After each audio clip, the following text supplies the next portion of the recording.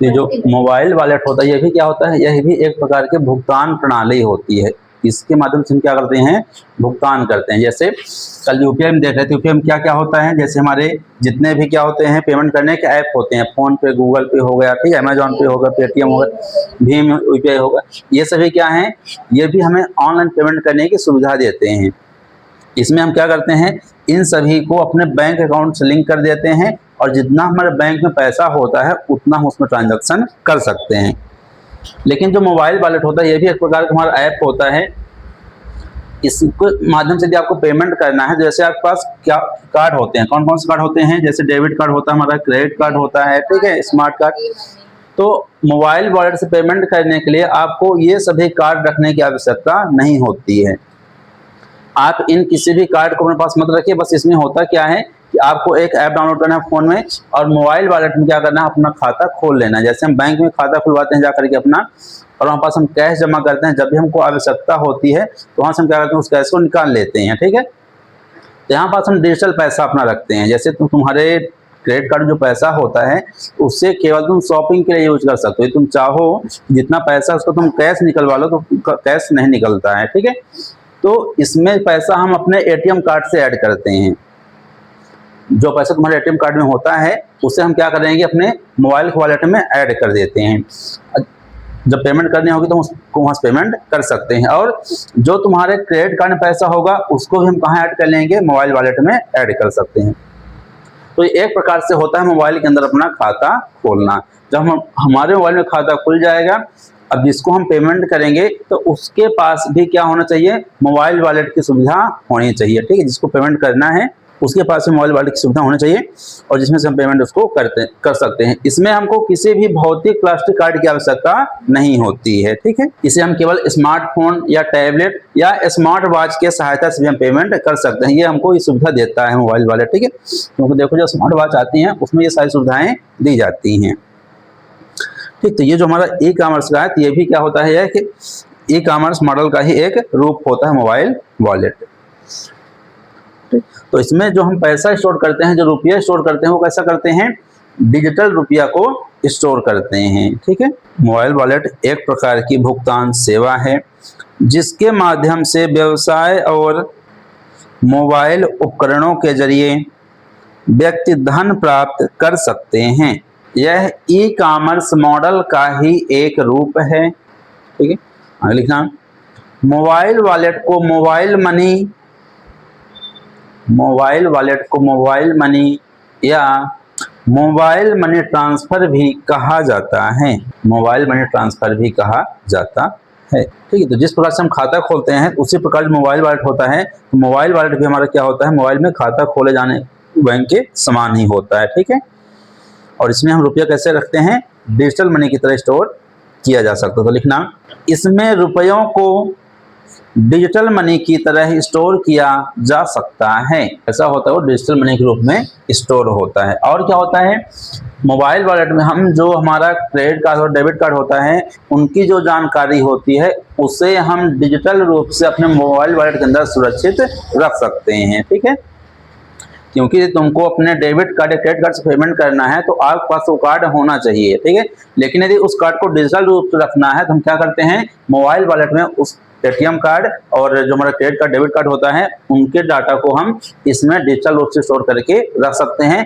और कहीं भी हम सामान खरीदते हैं और उस सामान खरीदे गए सामान का भुगतान भी हम मोबाइल वॉलेट से कर सकते हैं, ठीक है। अब जो मोबाइल वॉलेट होता है तो ये हमारे क्या होता है, ये जो ऐप होता है तुम्हारे आईडी और पासवर्ड से सिक्योर होता है, सुरक्षित होता है। यानी कि इसमें से हम पैसा जो होता है सुरक्षित तरीके से ट्रांसफर कर सकते हैं, ठीक है। और इसमें हमको मनी को पहले ऐड करना होता है। इसमें क्या करना, पहले मनी को ऐड करना होता है, ठीक है। जैसे मान लो हमको रिचार्ज करना होता है तो यदि हमारे अकाउंट पैसा नहीं होता है तो हम रिचार्ज नहीं कर पाते हैं, ठीक है।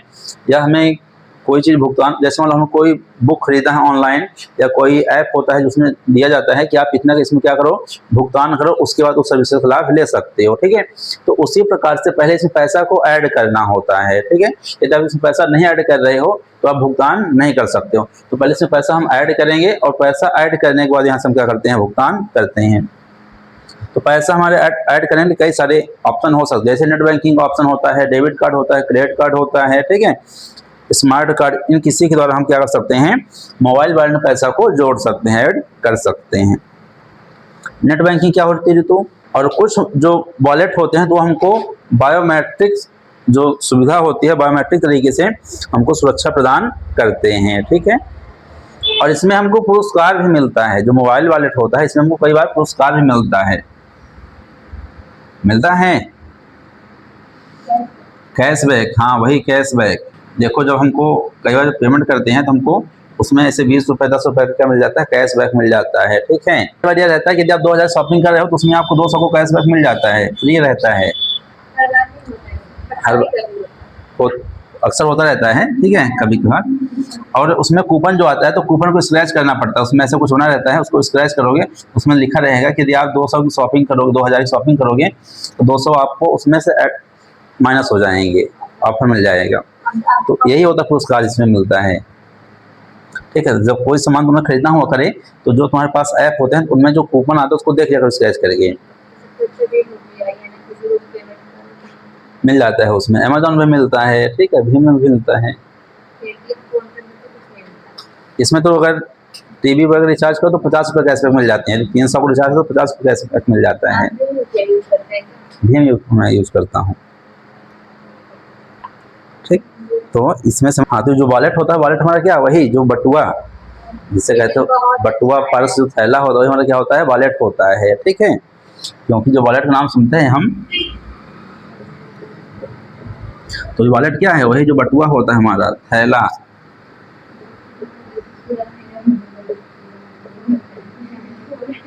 बटुआ, ठीक है।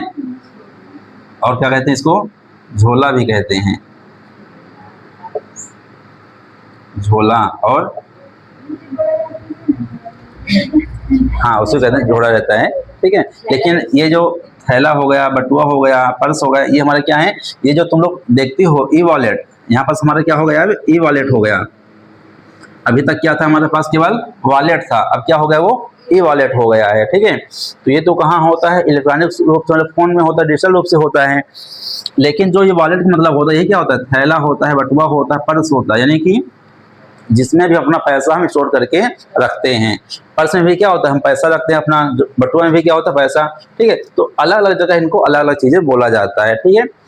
अब जैसे लड़कियों के पास देखो, पैसा चाहे रहे या ना रहे, एक उनके साथ में बटुआ हमेशा रहता है, एक झोला हमेशा रहता है, ठीक है। उसमें चाहे 1 रुपये का सिक्का भी ना हो, ठीक है, लेकिन पर्स रहेगा हमेशा, ठीक है। कहीं भी देखो, शादी वादी जाओ, उनके पास एक झोला रहना तय है, ठीक है। अब चाहे उसमें रसगुल्ला भर के लाना हो, चाहे आइसक्रीम भर के लाना हो, कुछ भी उसमें हो सकता है, ठीक है। हाँ, इसीलिए तो वो कहीं ना कहीं काम आता है, ठीक है, ठीक है। तो देखो कहीं ना कहीं उसका काम आ रहा है, पैसा नहीं, लेकिन वो किसी न किसी दूसरे तरीके से काम वहाँ पास आ रहा है, ठीक है। अब देखो, पर्स जब बटुआ थैला होता है हमारे पास, उसको चोरी होने के भी बहुत ज़्यादा चांसेस होते हैं। यदि पैसा उसमें रखते हो तो उसको चोरी होने के चांसेस भी रहते हैं, क्योंकि उसको जो वो होती है, उसको टगाने का जो बद्धी लगी होती है वो बहुत पतली होती है, और कोई भी चीज़ थोड़ा सा उसमें ब्लेड मार के उसको ले जा सकता है, ठीक है। तो लेके रखो, अच्छी बात है, ठीक है, सामान सुरक्षित रहता है, लेकिन उसको सिक्योरिटी के साथ में रखो, ठीक है। हाँ हाँ, तो ठीक है। तो पर्स में, बटुआ में पैसा ज़्यादा भी रखना भी नहीं है, कि ज़्यादा रखोगे उसको चोर चोरी कर सकता है, ठीक है। तो मेरे पास तो वॉलेट है ही नहीं, मैं पैसा रखता ही नहीं, मेरे पास जो भी वॉलेट हो इलेक्ट्रॉनिक वॉलेट है, ठीक है। इलेक्ट्रॉनिक वॉलेट में पैसा रखो जो रखना है, तो ठीक है। हाँ, उसमें पासवर्ड लगे, कई सारे पासवर्ड लगे हुए हैं, ठीक है। पहले बाहर का पासवर्ड खुलेगा, फिर फोन का पासवर्ड खुलेगा, फिर पेमेंट करने का ऐप तो खुलेगा, ठीक है। तो सबके अलग अलग पासवर्ड हैं उसमें हैं, ठीक है। तो ये आप लोग पास ये जो भी वॉलेट है इनको सुरक्षित रखना, ठीक है।